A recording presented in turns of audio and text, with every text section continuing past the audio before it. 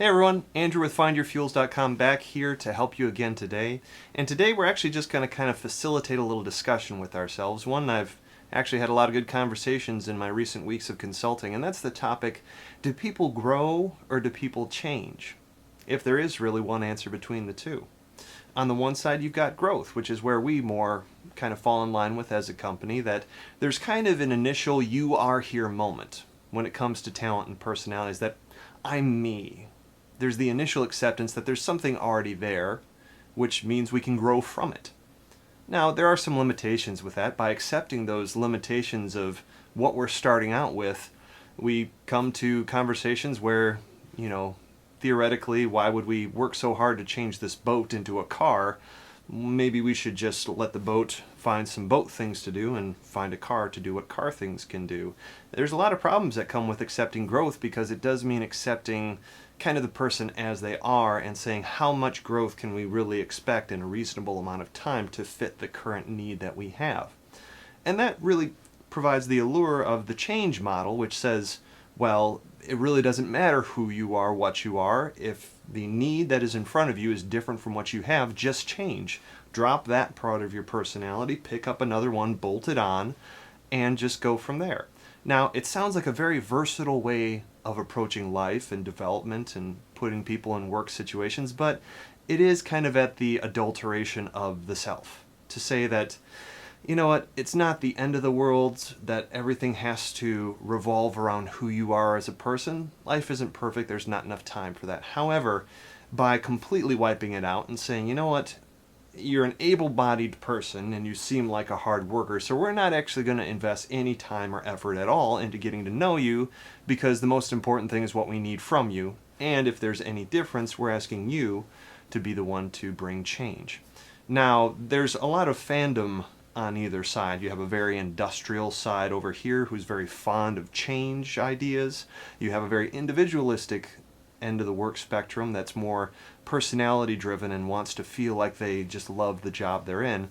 And these two sides are constantly fighting at each other about this central question: do people grow or do people change?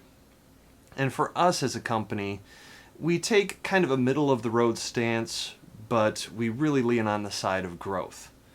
That since the allure of change is because it can seem to produce more production, but the desire for the individualistic when it comes to growing is so powerful when you really encourage that individual and say there's something right about who you are and there's a solution that you're here to be a part of. There's a lot of motivation and there's a lot of energy that can be directed from that place.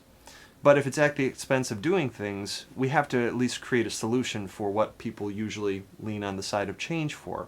So our position is to say, yes, we are grow, but we must be very specific in our growing, or we must be very realistic in the places where we provide service along that growth. That, you know what, in the final analysis, people don't change that much, and our parents will tell us that we're roughly the kid we always were growing up. But that presents a very real problem, which is sometimes what is being asked of us is not really realistic given who we are as a person. And if nothing else, we need to accept that if we really wanted someone to make a drastic change or a drastic growth, the process will be slow, it will be tedious, it will be painful, and it will be costly. Because change to anything means cost and stress. And especially change to who you view yourself to be, there's an added stress with that, because at some point, even if you successfully change to fit the mold, there are those moments for every worker where they wake up in the morning and say, am I myself anymore? Do I even recognize the person in the mirror? Let alone do I like what I see? Even if I'm more successful and making more money and more accolades from people, if I don't recognize myself, there's a very real risk of people throwing that growth away. So by accepting a growth model, yes, it does come with a problem that it's tougher to get production out of people who are not really attuned for the work you're doing, but that's a good thing. Because the more we as a culture, a work culture, accept the growth model, the more we'll invest in that initial you are here. To say early on in high school and early college and graduate school, what are we working with? What kinds of service are you most ready for? where there's the most minimal amount of bolt-ons that we have to do to get you to be highly functioning in that place. So if you have any questions or your own thoughts, do people grow or do people change, feel free to comment below. And if you have any specific questions as you are trying to change from a more change model to a more growth model, there's going to be a lot of collateral damage in that change. It'll be better in the end, but if there's anything we can do to minimize the damage in the meantime, let us know. Hope that's of help, and we'll see you soon.